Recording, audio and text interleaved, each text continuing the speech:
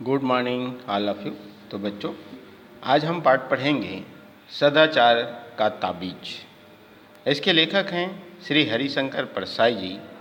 वास्तव में इस पाठ के माध्यम से लेखक ने आज वर्तमान परिवेश में हो रहे भ्रष्टाचार पर करारा व्यंग किया है।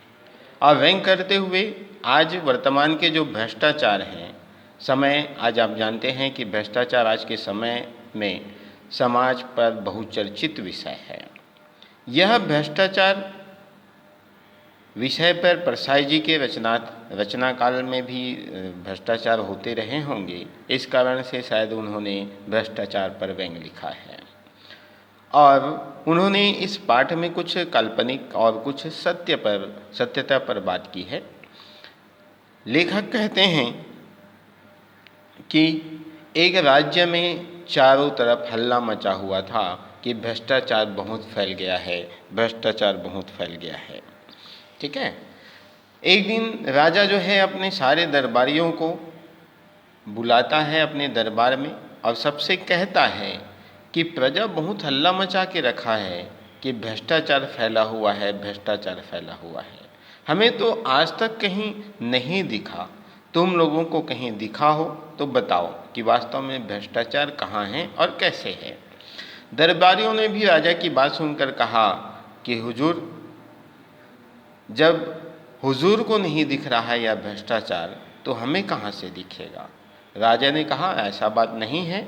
कभी कभी जो मुझे दिखाई नहीं देता है वो तुम्हें दिखता होगा। जैसे मुझे बुरे सपने कभी नहीं आते हैं, पर तुम लोगों को बुरे सपने दिखाई देते हैं।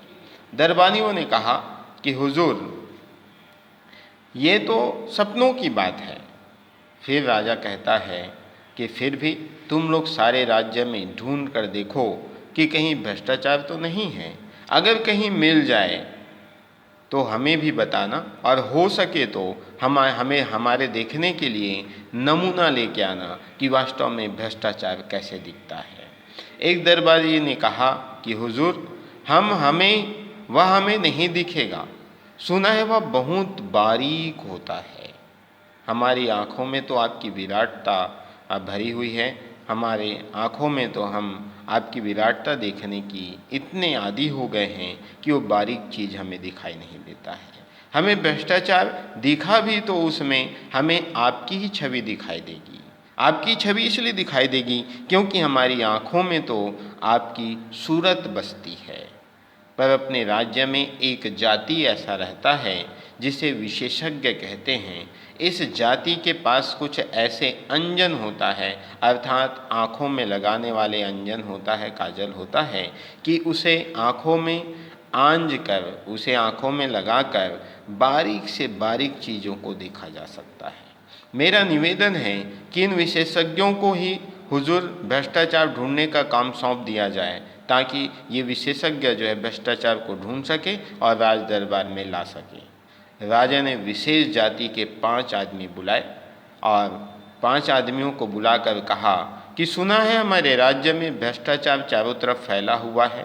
पता नहीं चलता कि वास्तव में वो कहाँ पे है। तुम लोग उसका पता लगाओ। अगर मिल जाए तो पकड़कर हमारे पास ले आना। अगर बहुत हो तो नमूने के लिए थोड़ा सा ले आना। विशेषज्ञों ने कहा। विशेषज्ञों ने उसी दिन से छानबीन शुरू कर दी। 2 महीने बाद फिर वे विशेषज्ञ जो है दरबार में हाजिर हुए। अब दरबार में हाजिर होने के बाद राजा ने पूछा उन विशेषज्ञों से कि तुम्हारी जांच पूरी हो गई है। विशेषज्ञों ने कहा कि जी सरकार। क्या भ्रष्टाचार मिला? जी बहुत सा मिला है सरकार। राजा ने हाथ बढ़ाए, लाओ मुझे बस दिखाओ, मैं भी तो देखूँगा कोई भ्रष्टाचार होता कैसा है। विशेषज्ञों ने कहा, हुजूर, वह हाथ की पकड़ में नहीं आता है। वह स्थूल नहीं है बल्कि सूक्ष्म है, पर वह सर्वत्र व्याप्त है, चारों दिशाओं में कण कण में व्याप्त है। उसे देखा नहीं जा सकता हुजूर, उसे केवल अनुभव किया जा सकता है। राजा सोच में पड़ गया और सोच में पड़ने के साथ साथ बोला, विशेषज्ञों, तुम कहते हो वह सूक्ष्म है और सर्वव्यापी है। ये गुण तो ईश्वर के हैं, तो क्या भ्रष्टाचार ईश्वर है? राजा जब पूछता है तो विशेषज्ञों ने कहा, हाँ महाराज, अब भ्रष्टाचार ईश्वर हो गया है। एक दरबारी ने पूछा, पर वह है कहाँ, कैसे अनुभव होता है?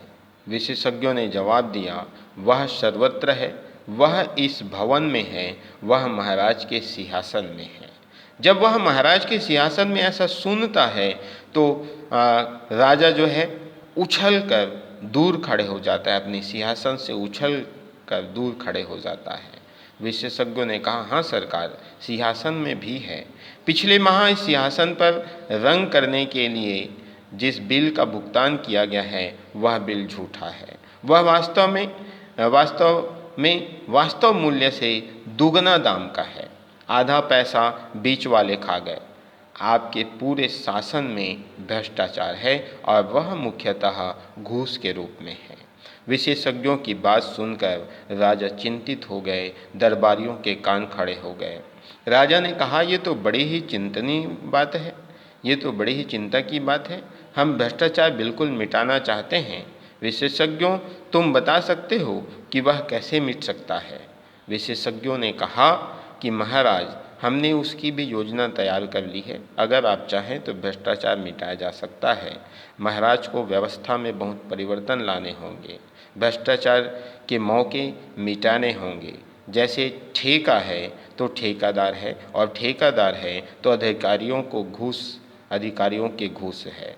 ठेका मिट जाए तो उसकी घूस मिट जाए। इसी तरह और बहुत सी चीज़ें हैं हुजूर, जिन कारणों से आदमी घूस लेता है। यह भी विचारणीय है, यह भी चिंतनीय है, सोचने योग्य बात है। राजा ने कहा, अच्छा, तुम अपनी पूरी योजना रख जाओ, हम और हमारा दरबार उस पर विचार करेगा। और विशेषज्ञ चले गए। राजा और दरबारियों ने भ्रष्टाचार मिटाने की योजना को पढ़ा, उस पर विचार किया गया, चिंतन किया गया, और चिंतन करते करते दिन बीतने लगे और राजा का स्वास्थ्य जो है बिगड़ने लगा। एक दिन एक दरबारी ने कहा कि महाराज का चिंता बढ़ता जा रहा है, चिंता के कारण उनका स्वास्थ्य बिगड़ता जा रहा है। उन विशेषज्ञों ने तो आपको झंझट में डाल दिया है महाराज। राजा ने कहा, हाँ, मुझे रात को नींद नहीं आती। दूसरा दरबारी बोला, ऐसे रिपोर्ट को तो आग के हवाले कर देना चाहिए, जिससे महाराज की नींद में खलल पड़ रहा है। राजा ने कहा, पर करें क्या? तुम लोगों ने भी भ्रष्टाचार मिटाने की योजना का अध्ययन तो किया होगा। तुम्हारा क्या मत है, क्या उसे काम पे लाना चाहिए? कुछ दरबारियों ने कहा, महाराज, यह योजना क्या है, एक मुसीबत है। उसके अनुसार कितने सारे नियम कानून उलटफेर करने पड़ेंगे, बदलने पड़ेंगे, कितनी सारी परेशानी झेलनी पड़ेगी और कठिनाई पैदा होगा। हमें तो कोई ऐसी तरकीब चाहिए जिससे बिना उलट पुलट किए भ्रष्टाचार मिट जाए। राजा ने भी उसमें हामी भरते हुए कहा, हाँ, मैं भी यही चाहता हूँ, पर यह हो कैसे? तुम लोगों के पास अगर कोई उपाय है, कोई उपाय खोज निकाले हो तो बताओ। ऐसा राज दरबार में राजा जो है राज दरबारियों से कहता है। आज के लिए इतना ही। धन्यवाद।